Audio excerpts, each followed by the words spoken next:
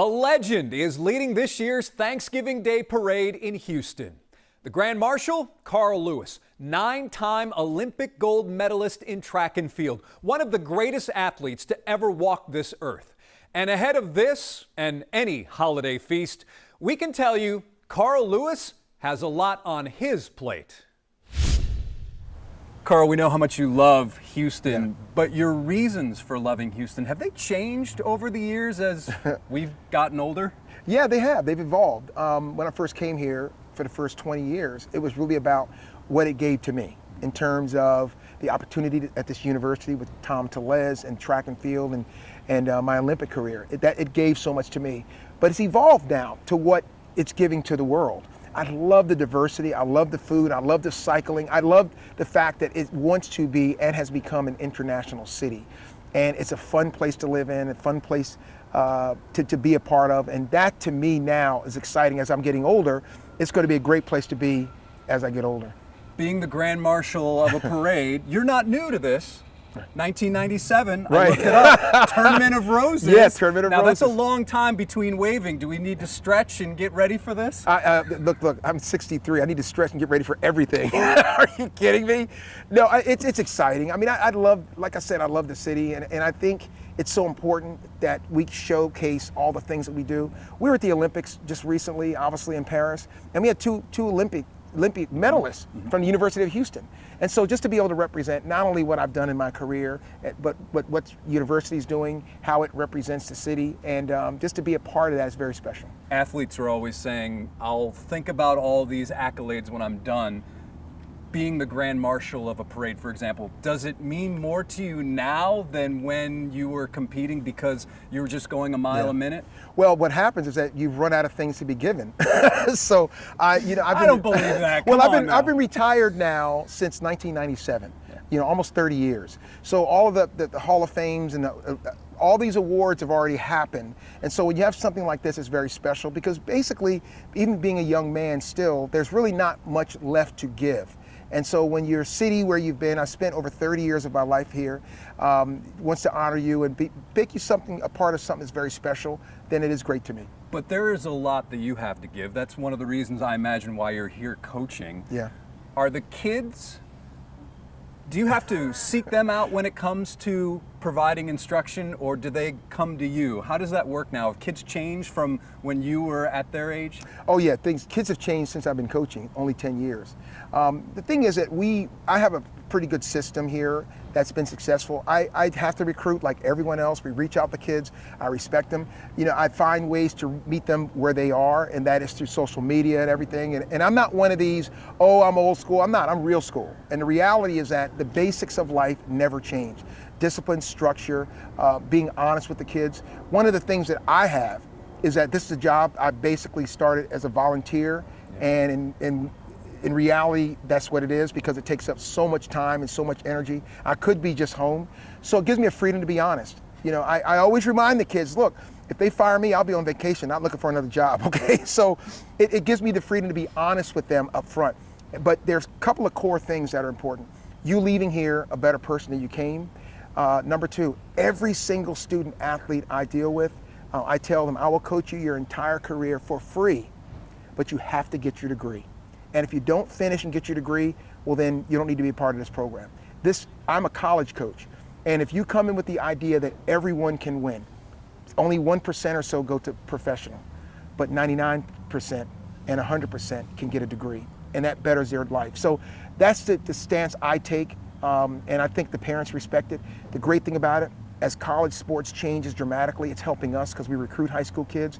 Houston's the best city on earth for high school track and field. So we're fortunate in a lot of ways, and I'm just sticking to what that is. I'm in a space where, that's my story and I'm sticking to it. But the biggest thing is that the kids have to understand that there's such a rich history here, that you're not trying to be some superstar. You're just trying to, first of all, get the school record.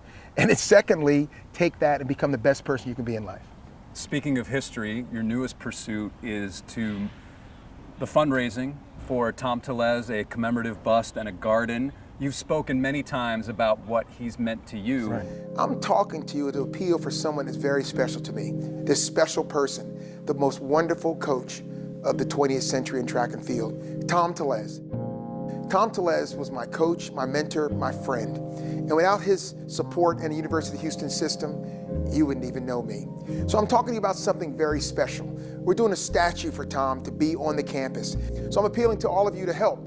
I'm curious, why did you have so much faith in him? He hadn't been here that long when he recruited you. Yes. It was only a few years he was head coach here before you got here. Yeah, and when I was recruited, now that I look at it years later, I'm from New Jersey. I was one of the top 3 recruits in the entire country. Yep. And I might as well have selected any random school in the state of Texas from there. It was bizarre to the world. But I knew what I wanted at 17. I wanted to jump farther than Bob Beamon, which was 29 feet. I wanted to be successful financially. I wanted to be successful around the world in track and field. And when I asked every single coach that recruited me, can you help me jump 29 feet? Only one said, well, I don't know, but I have a plan. The others talked about their uniforms, talked about success. They diverted. And so he did that. So I came here on that faith because my heart and my head were focused on one thing, my success. And he's the only one that wasn't afraid to say, here's how I can help you become successful. He told him, hey, if you want to be an Olympic champion and world record holder, this is what you're going to have to do. Kyle Tellez is Tom's son Nice and relaxed. and the associate head coach for the Cougs. That was the big difference in Carl coming to Houston at the time, because he was recruited by everybody in the nation. But I think that was the difference, was that he had a game plan of how he was going to how he could win the Olympics, set a world record in the long jump, become a good sprinter. For those who aren't familiar with him, from what I've gathered, science-based, but also almost like a Zen master. Yeah. Is that an accurate description? Very accurate. And Coach Tellez was the perfect person for me. I am not interested in getting any fluff. I said, I want to come to be the greatest I could be, so therefore tell me the facts and let me do it. I will come first to practice, I will leave late at practice.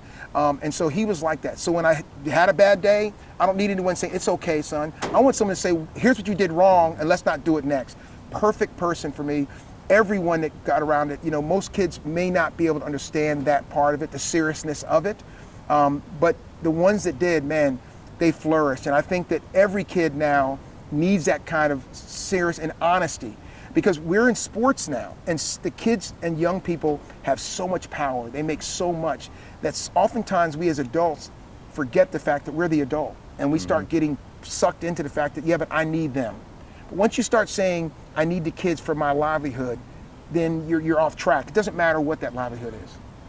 And some of his methods, I imagine you're using them today. It seems like point A to point B is the big thing, and let's cut through whatever and just get right to what we need to know. Yeah, what I did is that before I even took this volunteer job, I went to him and said, hey, I'm interested in doing this.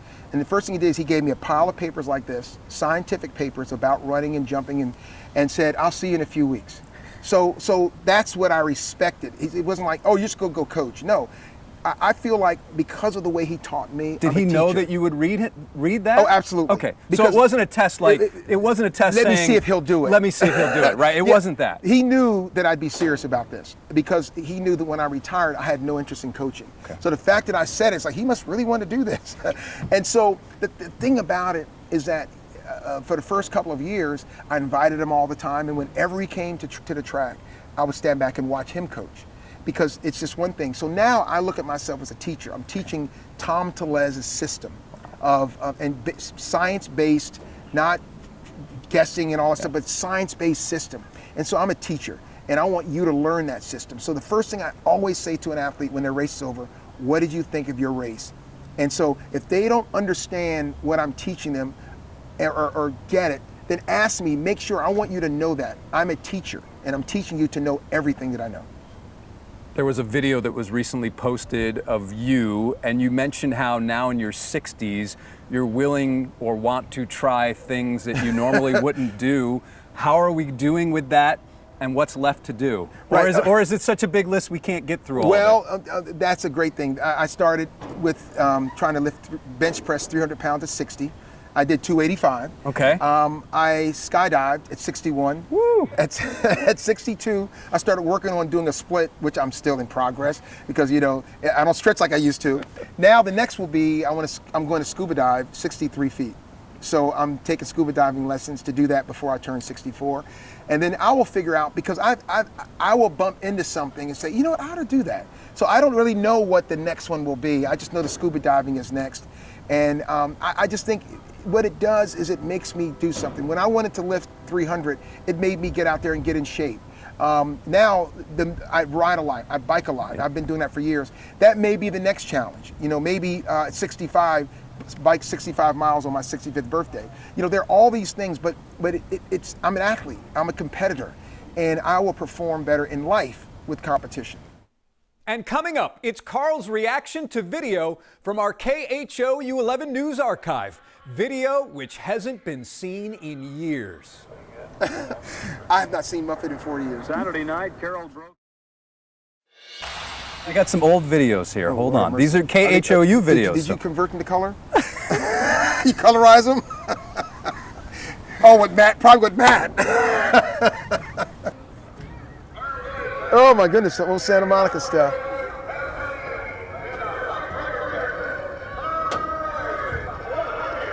I could tell people by their running, right? So the guy to the left, his name is Dwayne Evans. And the interesting story about Dwayne is that when he made the Olympic team when he was 17 in 1976, I saw him when he was 14. Congratulations, stadium record they just announced for the 100 meter. Well, thanks a lot. I feel good about it. You know, God, I'm really young there. One of my 5 best times ever legal.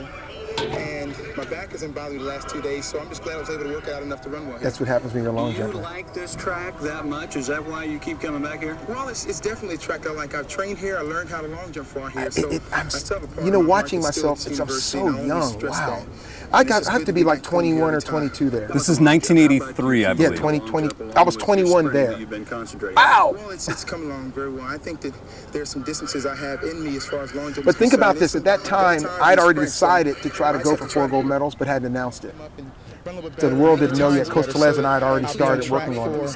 What I feel is some outstanding performances and make your times better, so that I'll be on track for what I feel are some outstanding performances in the future. Oh, there you go, the future. Now this. That's Carol, my sister Carol, and Muffet. Muffet's her dog who came from New Jersey. I have not seen Muffet in 40 years. Saturday night, Carol broke her own American indoor long jump record twice at the Dallas Times Invitational. Her new American indoor Carol, to me, is the best athlete I've ever met in my life. Of any sport, the girl she did everything. She was great, and she lives here now. Watch this. This is interesting coming up. That's one thing, they never have American on there. I wish my jumpers could see that. I can send it to you. Yeah, please do. Managed only a second place finish in the 60-yard dash. Who beat me that day? Carol had to win for the family. Now, of 2 track coaches, it mentions how this was her first competition with glasses on. Oh yeah, that's right. And that apparently was a big deal. Yeah, she never, in high school didn't, but then she said she couldn't see. Wearing glasses, she needs them to correct a depth of field problem, and judging from the results, she'll keep wearing them in the future. Max Musil, News Center 11 Sports. And one more. Oh, look, oh my gosh, this is later. Look at, okay, so you saw me when I was like 21. Now I'm I'm in my flash and cash era. This is the flash and cash era. Yeah, so like the second half of my career was all flash and cash, okay? So, so I always joke with the kids, and I'm like, I went through my first half of my career building. Yep. Then the second, when I started making money, I was flashing cash. Now I'm 60, I'm washing wear. I went from Neiman's to Old Navy. The perspective you have now, are you okay with the way you handled that era?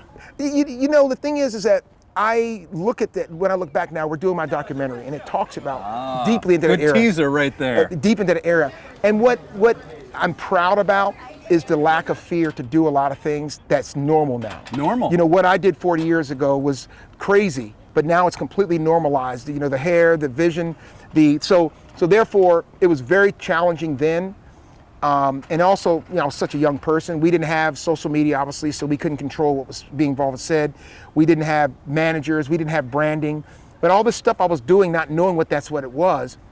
And so, I look back saying, I'm just glad I had the courage to do all the things, but also make the mistakes and survive, because there's no way you can say it was perfect. That's what life is sometimes about, surviving, right? Yeah, that's it's exactly half the battle, and just that's getting through things. And getting through it, and taking out of what you can get of it, and realizing if I didn't do this well, then correct it. But you know what? I was so young, even by Seoul, my second Olympics, I was still 26. Wow. So I made the Olympic team when I was 19, 23, and then 27. I competed in the Olympics. I was so young all that period with no support because we didn't have it. Yeah. Remember, we were an amateur sport fighting for professionalism, so we didn't have agents. We had people that did our meets. We didn't have publicists. That just didn't exist. So I had to figure this out myself, and I'm proud of that part. But I look back like any older person and just cringe at like, oh my God, that's what I was, that's what I did, that's how I thought. I don't think that's any different than anyone that's gotten older. So I'm far from perfect, but I'm proud of what happened. And they'll cherish it. I'll cherish it too, but I'll give it to them to remember. Now in this video, there's a bunch of people here waiting for you, and you're hugging them all. So I imagine you know most of them, or some of them. Yeah. So. And I was really pleased with the way we performed.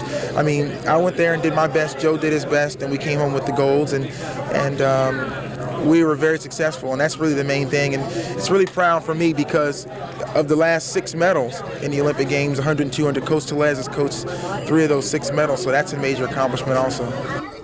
And the gold and silver.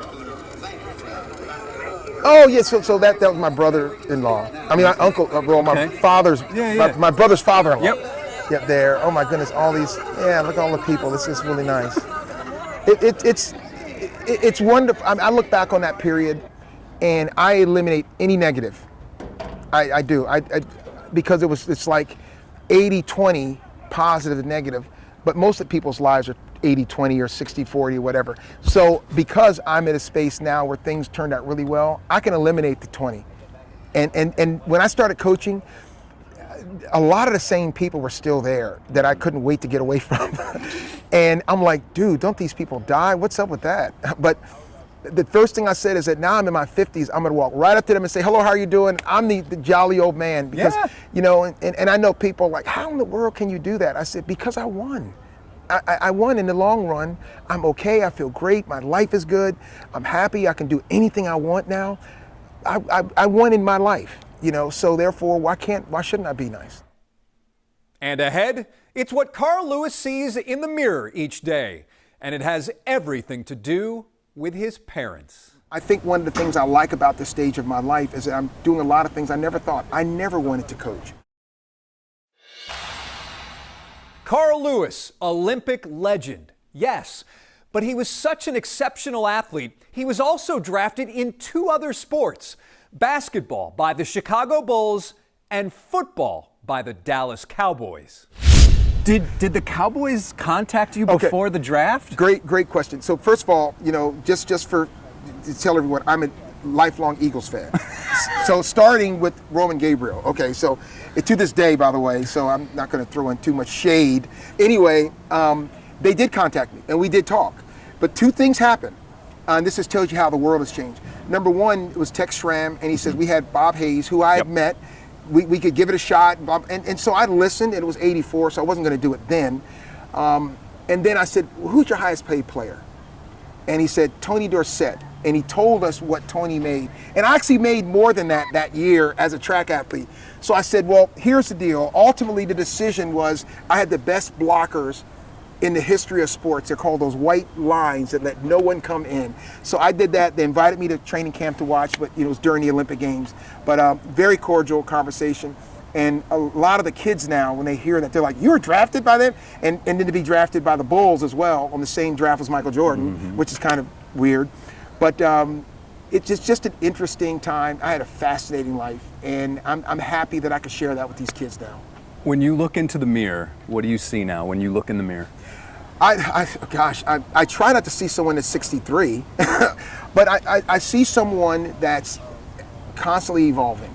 I think one of the things I like about this stage of my life is that I'm doing a lot of things I never thought. I never wanted to coach, but here we are coaching.